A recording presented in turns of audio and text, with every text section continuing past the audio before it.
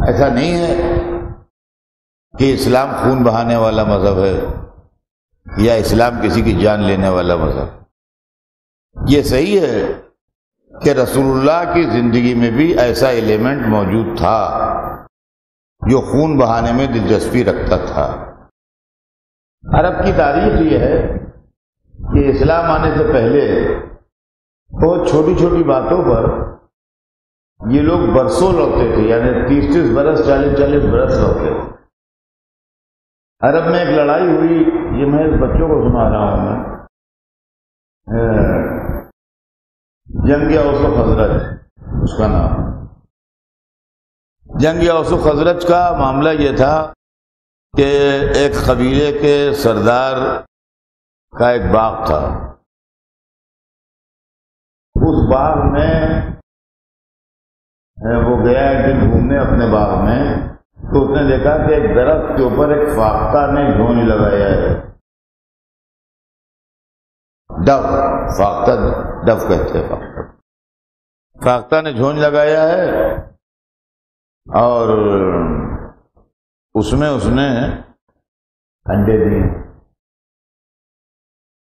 اور فاختہ بیٹھی اس کو سے رہی تھی، بیٹھی۔ انہوں نے دیکھا اسے تو کہہ لیا اچھا تم نے یہاں انڈے دیے، اچھا تو ہماری مہمان ہے، تو ہماری مہمان ہے، آرام سے پورے وہ جس سے بولے۔ یہ کہتے وہ سردار صاحب وہاں سے چلے گئے۔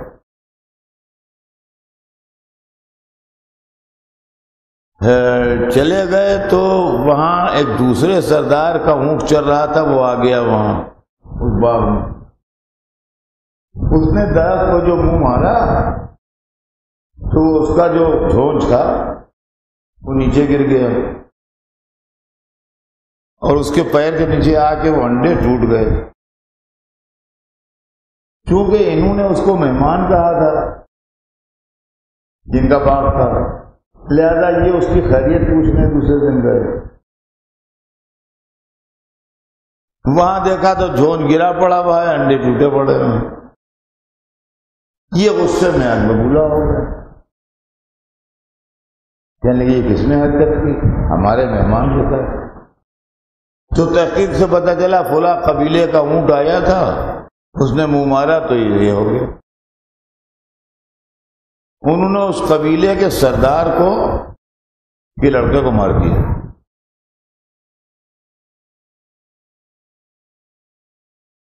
انہوں نے ان کے لڑکے کو مار دیا۔ تو انہوں نے کہا کہ چلو معاملہ ختم کرو۔ پھر انہوں نے اپنا جوتا اٹھایا، کہا کہ ابھی تو اس کے تسمے کا بدلہ نہیں ہوا، ابھی کیسے ختم کرو؟ 40 برس لڑے، 40 برس لڑے۔ عزیزان گرامی، یہ لڑنے والی قوم تھی جس کو اسلام نے آ کے متحد کیا تھا، مگر مزاج سے وہ خون بہانے کی عادت شاید گئی نہیں۔ چنانچہ جب پہلی لڑائی مسلمانوں نے فتح کی ہے جس کا نام جنگ بدر ہے، سنیے گا ذرا اور اس کو ذہن میں رکھیے گا اچھے طریقے سے۔ لڑائی تو بیان ہوتی ہے مگر وہ ٹکڑا نہیں بیان ہوتا جو میں سنا رہا ہوں۔ اسلام نے انسانی جان کی کتنی حفاظت کی ہے، میرا موضوع یہ ہے۔ جو ان تنظیموں کی وجہ سے جانے جا رہے ہیں اور لوگ بدنام ہو رہے ہیں۔ جب جنگ بدر مسلمانوں نے فتح کر لی تو کچھ لوگ میں سے گرفتار ہوئے۔ تاریخ لکھتی ہے 70 آدمی گرفتار ہوئے۔ جب یہ گرفتار قیدی 70، وہ لوگ جنہوں نے رسول اللہ کو پتھر مارے تھے، وہ لوگ جنہوں نے رسول اللہ کے راستے میں کانٹے بچھائے تھے، وہ لوگ جنہوں نے رسول اللہ کو ایذائیں دی تھیں، وہ لوگ جنہوں نے ہر طریقے سے مسلمانوں کو سزایا تھا اور مارا تھا اور پریشان کیا تھا، اور جن کی وجہ سے حضور نے اپنا وطن چھوڑا تھا، جنہوں نے وہی کو مذاق اڑایا تھا، وہی سب 70 لوگ گرفتار ہوئے، اور جب گرفتار ہو کے آئے تو کچھ حضرات نے یہ مشورہ دیا کہ ان کی گردنیں اڑا دی جائیں. یہ کافر ہیں، یہ دشمن اسلام ہیں، انہوں نے ایذائیں دی ہیں، انہوں نے آپ کو جھٹلایا ہے، اب آج یہ ہمارے قابو میں آئے ہیں تو ان کو زندہ رہنے کا حق نہیں، ان کی گردنیں اڑا دی جائیں. رسول نے اس فیصلے کو ماننے سے انکار کیا، اور رسول نے کہا میں ان کی گردنیں نہیں اڑاؤں گا. آپ نے پہلے ان کو دو کیٹیگریز میں تقسیم کیا، کہا کہ جو لوگ اتنا اماؤنٹ، ایک سرٹن اماؤنٹ معین کیا، کہا جو لوگ اتنا اماؤنٹ دے سکتے ہیں وہ فدیہ کے طور پر دے دیں اور اپنے گھر واپس جائیں. مسلمانوں کی مالی حالت خراب تھی، ان کو پیسے کی ضرورت تھی، اگر اس طریقے سے کچھ پیسہ مل رہا ہے تو اس کو لے لیا جائے. ایک مخصوص رقم، اس زمانے میں میڈیم ایکسچینج گولڈ تھا، تو ایک گولڈ کا ایک وزن معین کر دیا کہ جو اتنا گولڈ دے دے وہ چلا جائے. جن کے پاس نہیں ہے اور نہیں دے سکتے ہیں ان کو پھر دو حصوں میں بانٹا، کہ ان میں جو پڑھے لکھے ہیں وہ سال بھر تک مسلمانوں کے بچوں کو پڑھائیں. دیکھیے علم کو بھی فروغ ہوتا رہے ساتھ میں. جو پڑھے لکھے ہیں وہ سال بھر تک مسلمانوں کے بچوں کو پڑھائیں، اور جو پڑھے لکھے بھی نہیں ہیں اور پیسہ بھی نہیں دے سکتے ہیں وہ سال بھر تک مسلمانوں کی خدمت کریں.